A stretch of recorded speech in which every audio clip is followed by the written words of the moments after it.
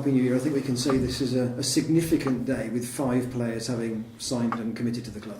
Yes, it is, and particularly on the top of what's gone before in terms of re-signings and signings. And it's great to have players of the quality that we've got re-signing today. Wanting to be part of Gloucester Rugby, I think, is a clear indication of where we're going. They understand that this environment that we're trying to create is a good place for them to be as rugby players. And they know where we want to take this club. And, thanks to the support of everybody at the club, the supporters, the committee, the directors, we're financially in a position where we can put together the strongest team we can to really challenge for things. If we look at the quintet, let's take the wings to start with. James Simpson-Daniel obviously has been at the club a long time, and there'll be loyalty both ways there. And Charlie has good experience, even though he's still only 24. Yeah, Charlie's still very young, still got a long way to go in terms of his own development. Great character in terms of his professionalism. Gloucester through and through, he's been here all his professional career, and he wants to be part of something. He works tremendously hard. Great guy to have in the squad, and he's got excellent ability as well. Real X factor coupled with a very solid base game. And Sinbad been here for a very long time. Everybody knows what he's capable of.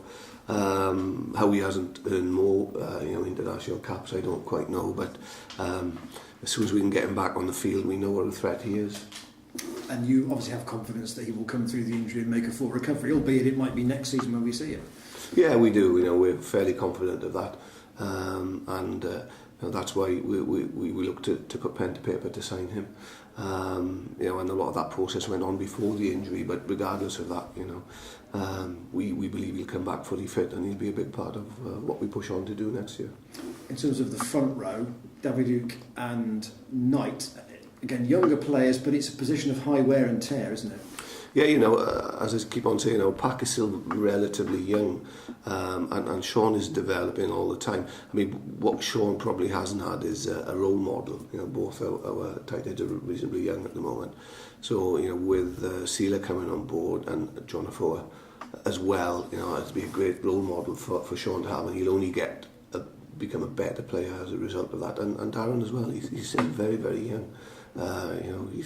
Both those guys aren't going to peak really for the next 3 or 4 years, so great to have them wanting to stay on board. By comparison then, Elliot is actually in short trousers, isn't he, because he's only 20, only really broken through this season, but the sort of person who you really don't want going anywhere else.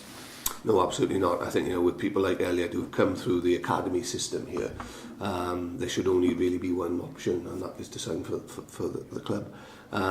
Having said that, there's a lot of competition for him, it's the nature of the game at the moment. But Elliot only ever wanted to stay here, he'll say that openly. And he's been great, he's been a real addition to the squad this year.